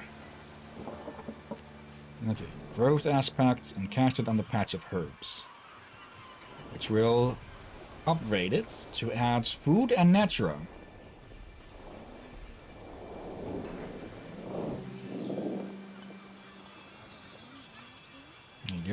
2 food. You will notice the aspect appeared in the patch panel up here. So now there are tomatoes here as well. You can see the growth aspect added extra food to the patch of peppermints. All giants have aspect abilities which can upgrade plants, animals or minerals. But you sense there is more. The aspect you placed has kindled a transmutation within the herbs. Click on the patch of herbs and view the patch panel in the upper right. Tomatoes to transmute the... okay, that's... we can change them from herbs into tomatoes. So I guess we just founded Italy in a swamp. What? Tomatoes, pizza. Aspects can also be used to transmute plants, animals, and minerals into more powerful variants. Don't forget that these tomatoes also have a new symbiosis. By using the correct transmutations and symbioses, you can complete projects with ease. You'll just have to keep notes on whatever the hell what does. And they've made a scoop project. And they demand that it be finished in a certain amount of time. You can see that they are getting troublesome already. Let's see. +2 food and tech for each tomato within borders. Okay, I didn't know that chucking tomatoes at the teacher was that good for learning. I think it's for the school lunch lab. And yeah, the bar is a timer. So we have 40 minutes to do this. But yeah, we can pause the game still. For now though, it needs 8 more technology and 8 more food. So let's put down some more herbs. And we can't plant them there because now the village is going to need to expand before we can plant down much more. At least this way. Actually, they've expanded into the water. So we should be able to put fish in the water. There we go. That should be enough on both. Once they use all of it, that is. Let's see, each tomato. Might as well speed it up a bit.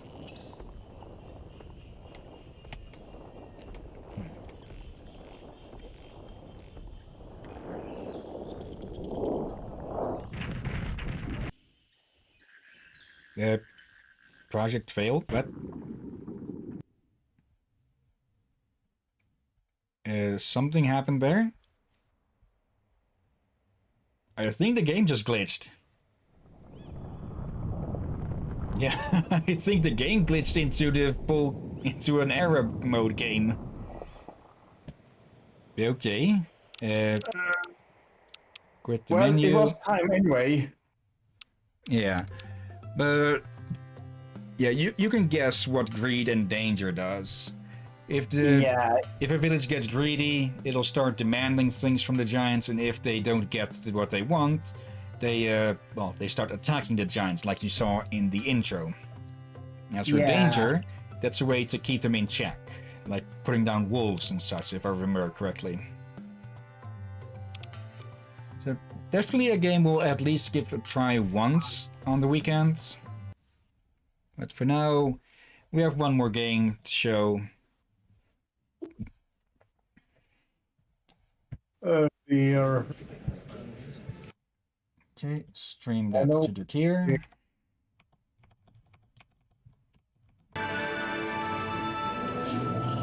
Let OBS catch up.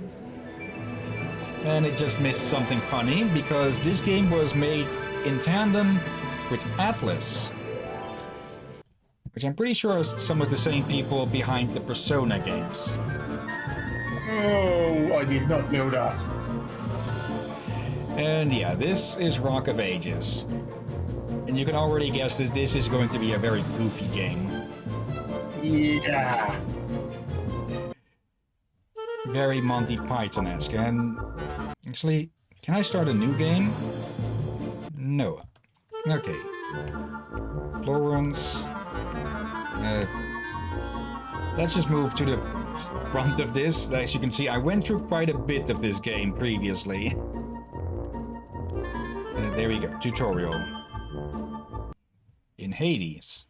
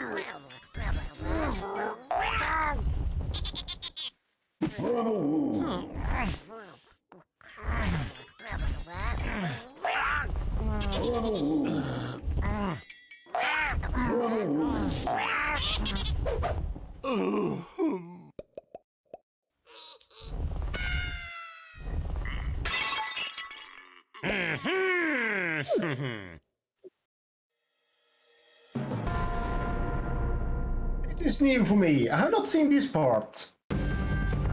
And yeah, that is the entire goal of this.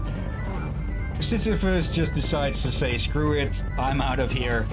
And he's bringing the rock with him. Hey, most YouTubers skip the tutorial when I watched it on YouTube. And yeah, the basic goal is to just get the boulder to the end with as much speed as possible. And yeah, we just need to break down the freaking door. Great, now let's get acquainted with the sky view whilst the workers build another rock. Or another boulder. We can move around like this because we won't be the only ones rolling boulders around eventually. We have the health here, how much money we have. We don't have enough. And new boulders just in time. You can upgrade, you can upgrade the boulder somewhat if you have money, but we don't, of course. So destroy some things on the way down to earn gold. For now, just a normal rock. And create as much destruction as possible on the way down. But the boulder also has a health bar. And yeah, the more health you have when you arrive, the more speed, the more damage. Look at the field, the enemy is building more defenses to stop the boulder. We'll show them. Yeah, the enemy, they won't just stand still because they are building these towers now. We have enough for the iron banding though.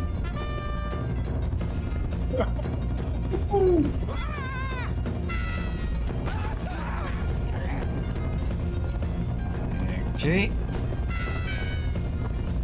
Dodge those, and there we go.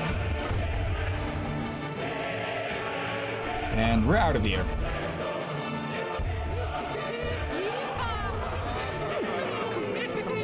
And well, so is everyone else in this godforsaken place.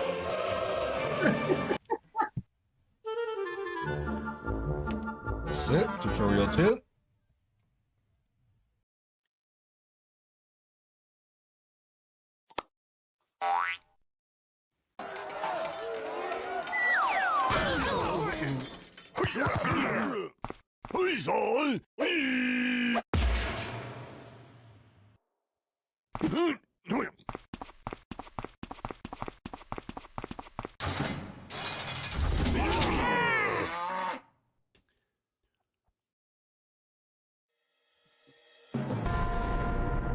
And yeah, now Agamemnon has declared war on us.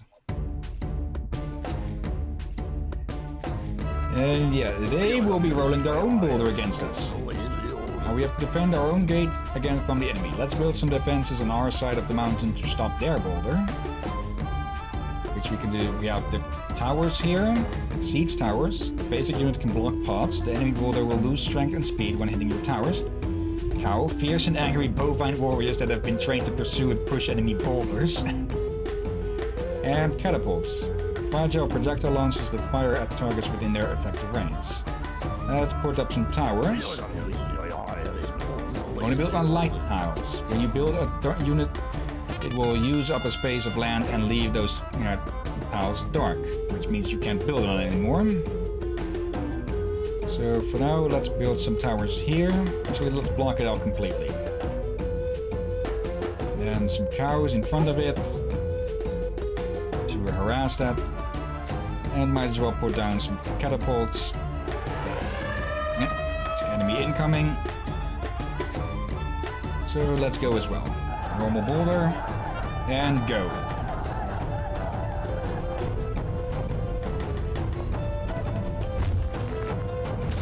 Destroy those. We have a split in the path. There's a key here, or at least there was. I forget what those are for. I think maybe for unlocking extra or other levels or something. We do not want to fall. And yeah, they build up their own defenses, but we can try to jump over and just break through anyways. And yeah, on the upper right you can see where the enemy boulder is going. Engaging shortcuts. You should be able to shoot it, so, or maybe you don't have that option yet. So you seem to have something to do at the zero gold.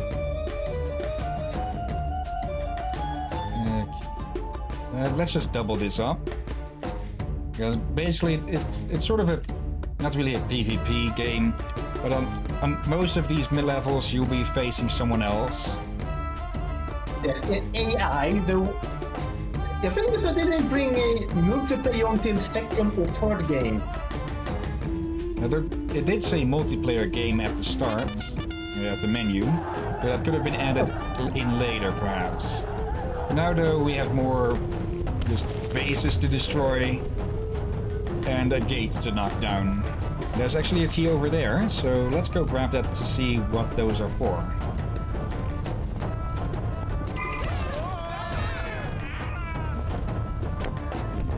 Oh, here there are defenses. There goes the boulder. Taking damage all the way down. Or at least losing any momentum. And yeah, it's wide open, so this should be a good hit. I don't actually know if jumping at the end does anything extra for damage or not. But it's worth a shot. Sure. It might depend on the boulder type.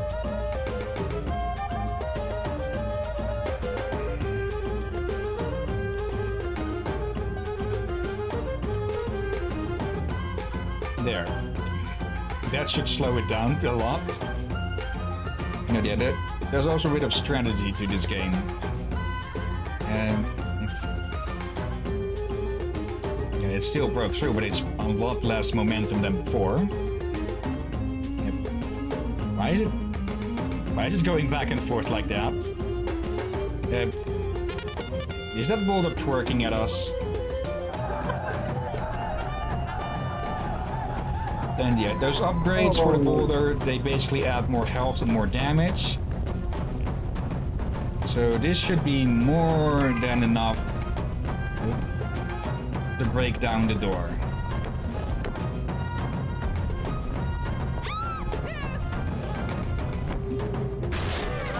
I'm not sure if breaking their defenses gives us any extra points or not.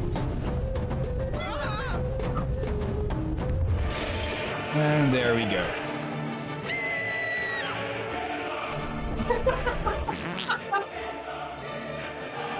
And that's how you win. Bust down the door and crush your opponent.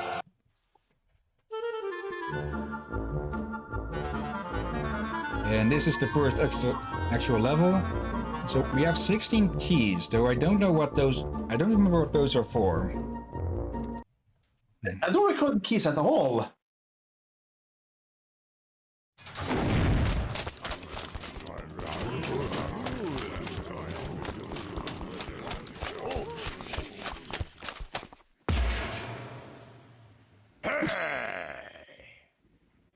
This is small!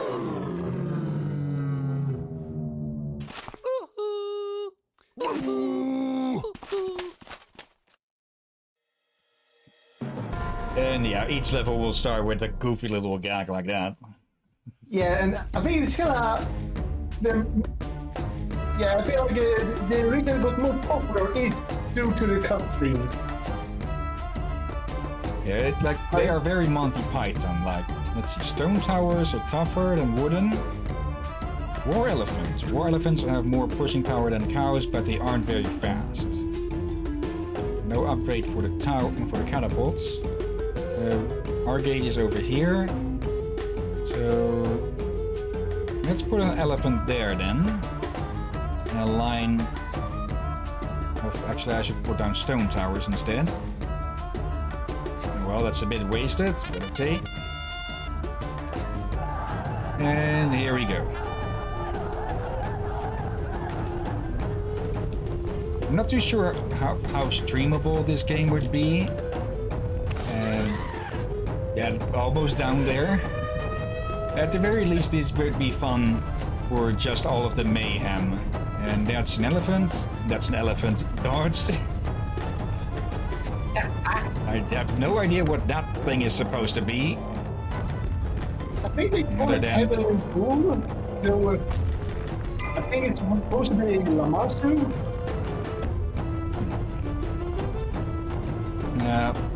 I don't know. I know a good amount about Greek mythology, but I don't know a bull with the head of Agamemnon or something like that. Well, it's not Greek. Okay. A bit more towards oh, that was a bit bad. Byzantine and those area. So the neighbors of the Greeks. Yeah, if the tower is still being built, when the boulder hits it, it'll just crush straight through. Yeah, typically, these doors should be busted down in 3 to 4 runs. They didn't have, well, they had a good amount of speed, but they still did a quarter of damage. I guess it's going to be able to do it in two runs, but yeah, you really need to have done it a very good speed up to be able to strike it down in 3. Yeah, it's very shallow, very narrow path here. I mean, you can't get any speeds. Right, what I meant to say is, to be able to break down the door in 2 hits is very hard to do. Yeah. Okay, that's the elephant. Possible, but extremely hard. So be ready for it, it probably will take 3. Yep. Let's stomp the ground there. It seemed to cause a shockwave, and let's jump over this. Still got hit. Still plenty of speed and momentum. Yeah, one more hit. Where is their boulder? It is on the higher path. There it is. Let's put down an elephant in front here. Let me put 2. I hope that it gets there in enough time. It doesn't. It doesn't get there in time.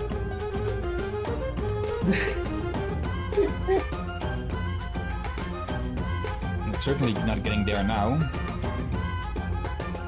We can actually even see our mouse on, or the effect of our mouse on the camera there. But they still got through there. This is going to hurt.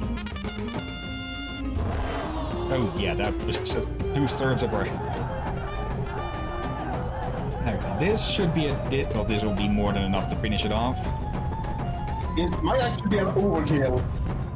No, there's no kill like overkill, so better be sure. Yeah, and it should give your thing more health as well.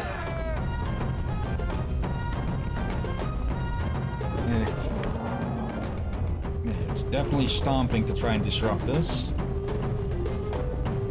And yeah, full speed ahead.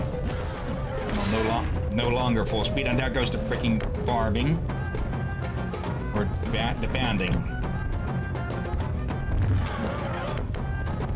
Okay, these elephants are effective if they get their hands on you, or well, their tusks on you. Is this still enough? Just about, it seems.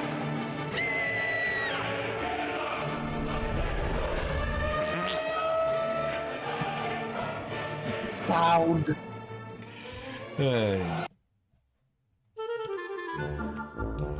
Okay, but I think you and anyone watching will get the gist of it with this.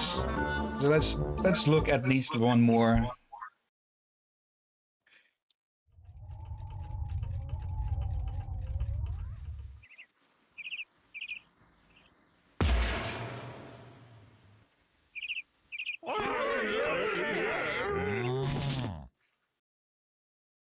You shall not pass!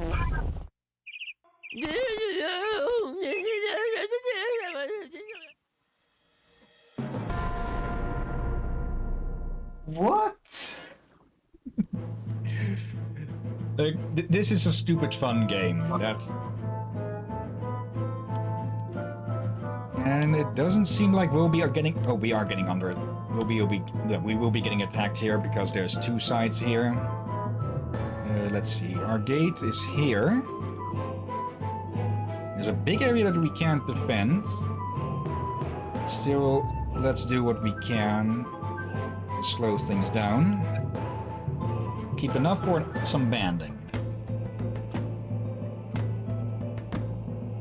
The most reason for playing this game would be the cinematics and just the complete the complete absurdity of it all. And we now have a second the fireball.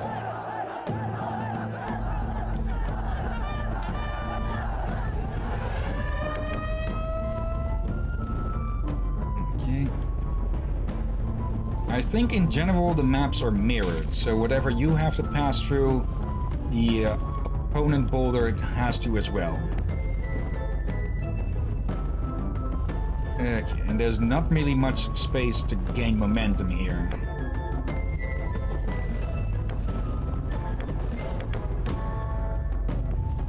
Okay. Still a third of damage. What was that sound? Let's save all of our cash for a fireball, because in this mission most of the damage will come from the type of boulder that we're bringing in. It's about a fifth. It hit one of the buildings here to slow itself down. I think they try to get some more coin from wrecking stuff. Yeah, it looks like things are mirrored. This border here shows our area, so also where we can interact with stuff. But yeah, it does seem that things are mirrored. Yeah, fireball. Oh dear. Can we do anything with these? Nope, they'll just block us and damage us a teeny tiny bit. Actually, there's a path here. And make that jump. Jump again. And this should do a good amount of damage. Oh yeah, we are definitely only one more needed. Yeah, we've got this. And this game is pretty easy as well. Yeah, that kind of means now, even if you don't hit it in full force, you should be able to break through it.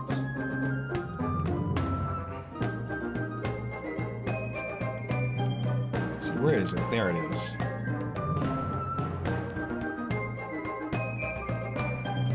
And you can also just check on the enemy boulder for any, maybe, some routes or something. And it had a perfect gap to go through there. Right. Let's go. Just a normal boulder. And yeah, we could just move over here as well. As long as we can reach. Yes. Yeah, there are shortcuts, but yeah, as people notice, the shortcuts are not guaranteed. You need to be very good to handle shortcuts. Yeah. Oop. That was a lot of force behind whatever hit us there. Still, there's a lot more force behind this boulder.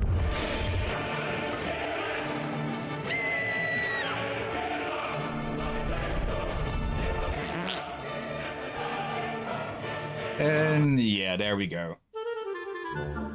That's it. Let's look at the intro for this, but then we'll call it.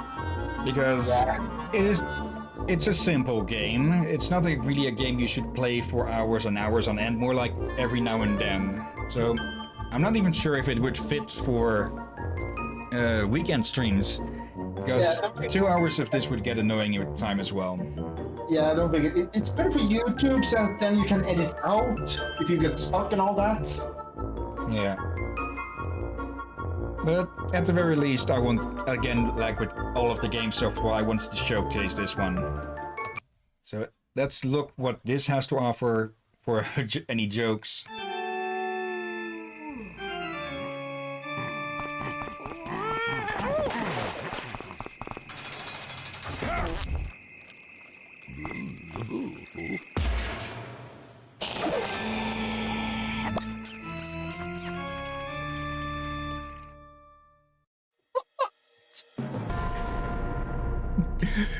Vlad Tappas, aka Dracula. Let's see. It's just a stupid fun game to spend 15 minutes, half an hour on every now and then to just have a good laugh at the absurdity. Yeah. And with that, it'll be up a bit early, but yeah, too much of this thing here would get too much. Yeah. So let's see. Remember Me? Definitely yes. Return of the Obra Dinn? Very likely yes. Though it'll be more like a walkthrough than a full, well, like our normal style where we're going into something blind, or not knowing how it goes, with most of the time at least. And Reus probably once or a few times on Saturday as something to put in between other things. And Rock of Ages, 2 hours. It's a short game. It should be pretty cheap these days as well, because they are at the third game of this. So typically, once the sequel is out, the price of the original drops. So if you have a few bucks to spare, get this game. Give it half an hour every so often. Or just look up the cinematics on YouTube, because we know people will always do that as well. Yeah. So then, sorry. Yeah, you go ahead. I was going to do the outro. It was to say, I think that if they were to do new sketches of these on YouTube, just the sketches alone, I think they would be popular on YouTube. Yeah. Yeah, it's just very Monty Python's absurdist stuff.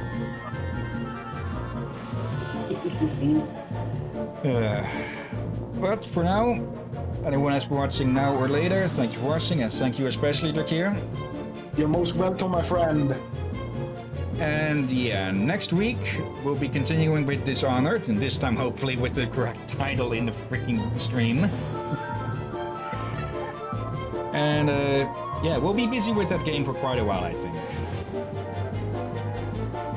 Oh, so, dear. Yeah, as usual, until then. Be safe, folks.